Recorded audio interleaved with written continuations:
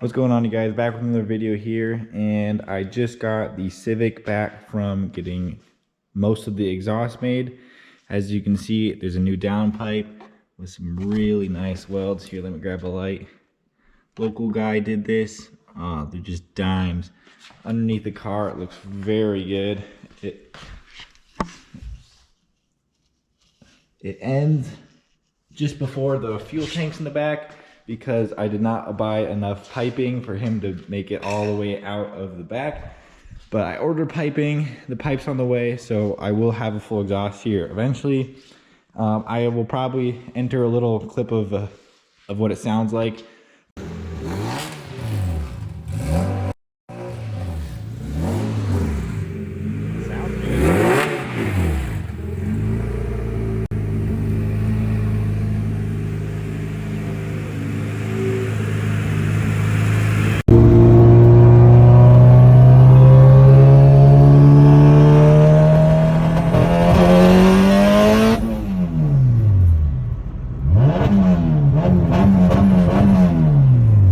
I'll put in here, you can hear a pretty bad misfire, and I haven't had these injectors cleaned all winter, and the car sat all winter, so it didn't start. Obviously, that's what that means.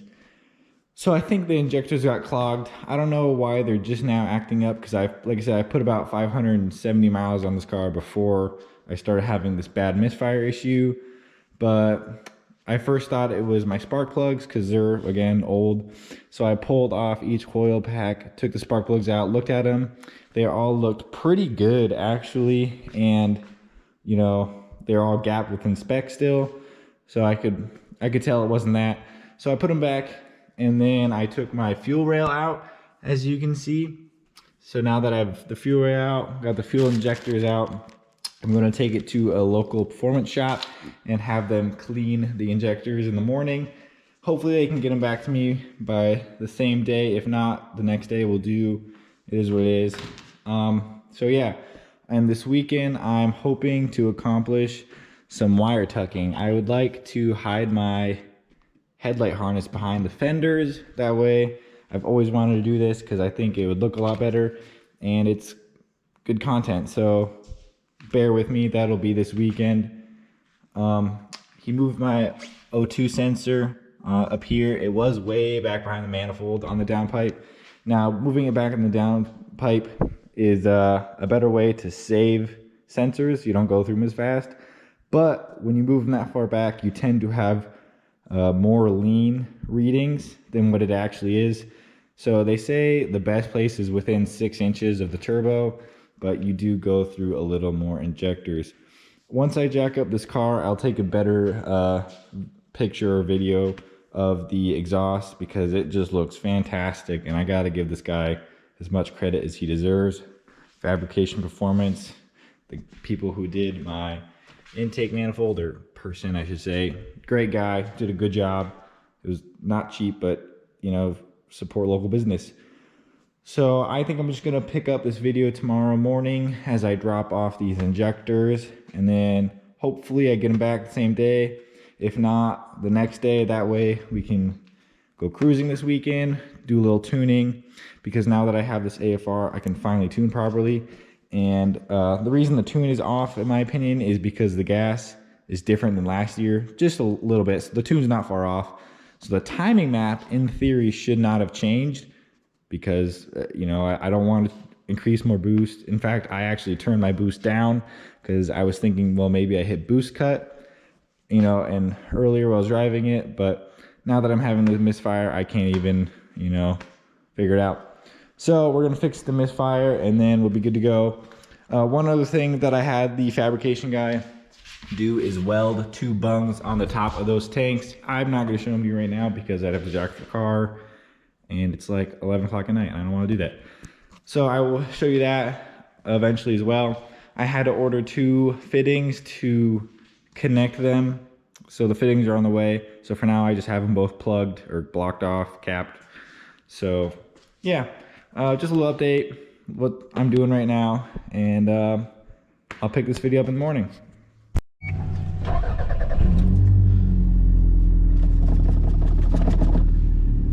All right, it's a New new day. I'm up. We're gonna go run these injectors with excessive auto real quick, get them cleaned, and that's about it.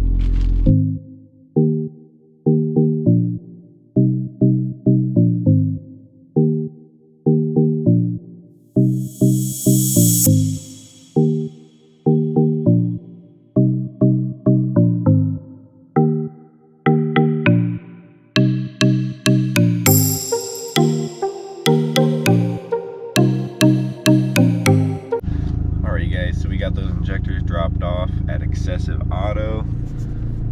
Really nice guys. They try to get a 24-hour turnaround, so hopefully tomorrow I'm going to pick this video back up here.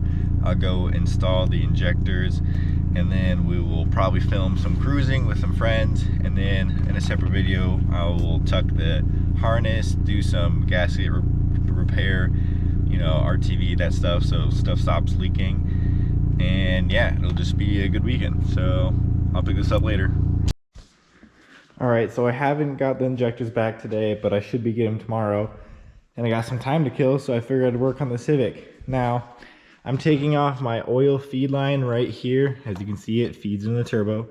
I'm doing this because they actually recommend you use this line, a -4 line, but I still have turbo leakage, or oil leaking from the turbo.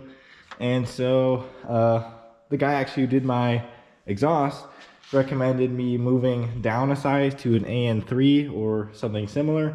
So I'm going to take this line off and go to my local hydraulic store and have them replicate this line, but something smaller, and that will still thread on properly. So I'm going to take this line off from the turbo and just snap this zip tie, and then we'll be good to go. And then I'm also going to take the valve cover off right now and reseal this cam stop, you know, gasket. I don't know what it's called. That way it'll stop leaking. I'm hoping that's what this major leak is down here. I always thought it was the head gasket leak, which is super common on these B series, but I might as well replace it, re-gasket it, RTV it, whatever, you know. That way maybe it'll stop my leak, because I'm just so tired of this thing leaking. I'm over it. Right here in this box I have new piston rings for this engine. I have an immense amount of blow by. It fills this catch can up all the time and then leaks, and it's drove me crazy enough where I bought new piston rings and am going to be installing them in the near future. I gotta buy head gasket first. It's not on my like priority list right now. And then I got these two boxes right here in the mail today. This is an AC condenser from a 96 to 2000 Civic, and then this is an AC compressor off a Type S, RSX Type S. Now you need those two things when you convert to a K series and then want to retain AC. So once I'm putting this K24 that I have sitting over here into the Civic, I'm actually going to put AC back in the car. I never got rid of my AC. This car originally came with AC, so it's been just chilling in this box for, I don't know, coming up on 4 years. So, you know what? It's finally time to put AC back in this and make it a freaking the best street car available, man. I cannot wait to have this thing blow a cold AC during those hot summer days. Oh, dude, it's gonna be sweet. So, I'm going to take the valve cover off really quick, and then I'll update you guys again. For those that you don't know it, you just got to take these 4 bolts off and then these 4 off, and then it pops right out. And then I'm going to take these two 10 mils out and pop it off, reseal it, put it back on, put everything back on. It's very important, especially for these two, that you don't over tighten them. I recommend using a torque wrench, that way you don't over tighten them, or a really small you know, wrench or ratchet, because if you use a small ratchet then you don't have as much leverage, so it's harder to break. Pro tip. So I'm gonna take it off real quick and then update you guys. All right, so I got it all taken apart and took the matching rail off and that one cap. I'm gonna put some RTV right on that line and then around the gasket and then under this guy. That way it seals really good. My gasket that goes around the whole thing snapped, so I'm gonna have to buy a new one of those before I can put it all back together. So that'll be a tomorrow thing, but for now at least I can let the RTV seal. That way when I get the injectors back, it'll be ready to rip.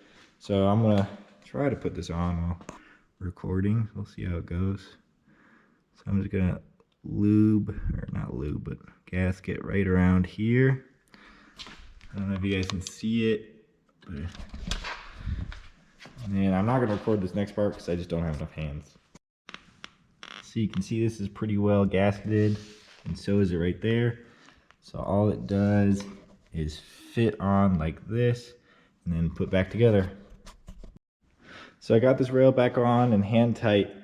So now when you tighten this back up, you want to make sure you do it in like a pattern, a star pattern almost, where you go up, down, right, left, you know, until that way it does an even mating surface. I'm going to do that really quick. Make sure you don't go too tight on these because I believe these are only supposed to be torqued to like 18 foot-pounds, which is not a lot. It's very easy to strip these. It's a very common issue. So don't do it. Just do it lightly, just past snug. It's aluminum. Aluminum strips are easy, so don't be the idiot that strips to the head. I'm gonna tighten them, and then it's probably about as far as I can get right now because I don't have that gasket since it just broke on me while I was removing it. I would go to O'Reilly's, but they just closed since it's 9 p.m. So yeah, I'll just do that tomorrow when I put the injectors on. And then this weekend, I'm going to tuck the headlight harness, and I don't think that's going to take me too long. So then I'm also going to re-gasket the oil pan gasket and do an oil change and oil filter change, just because I haven't changed the oil since last year. It was actually pretty fresh when the car went down, so I know it was good oil, but I don't know how good. So I'm just going to do a clean sweep before I start tuning it. All right, so I totally spaced on recording getting the valve cover gasket and the oil feed line back on the turbo, but I went ahead and did it anyway. As you can see, I put the old same line back on. I called Precision Turbo themselves, and they told me that it probably wasn't the line and that I have probably too much blow by. And I knew that was an issue because, like I said earlier, this thing fills up super fast. So I'm gonna do a leak down test next, and if the leak down test is good, then I will obviously be replacing those rings since I got a box full of them. I just want to let you guys know that's there, and all we are waiting on is these injectors back, and then I'll put them in. I'll make sure to record putting those in, and then I'm gonna probably just upload the video after that.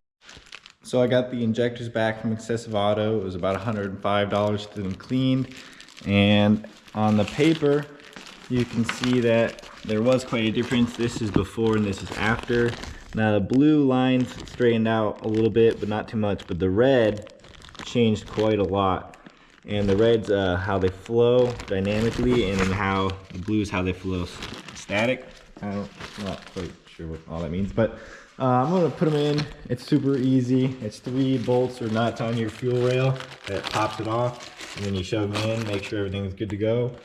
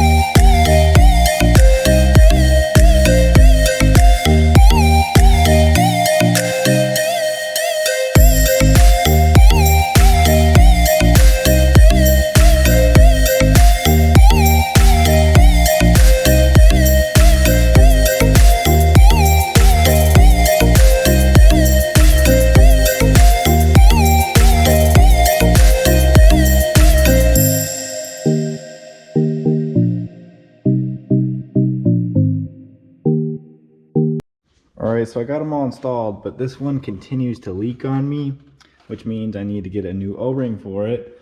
But I borrowed my O-ring kit to one of my friends, so now I'm out of O-rings. So I'm gonna hopefully go steal my kit back or go buy a new one because I want to drive the car. So yeah, this has been fun. I like how I said this was like a pretty easy install, and this was by far the longest it's ever taken me to install these. So, you know, that's pretty cool. I'm gonna get my O-ring kit or a O-ring kit and get back to it. All right, as you can see, I got it running, no leaks anywhere. So she's good for tonight. Gonna go drive it.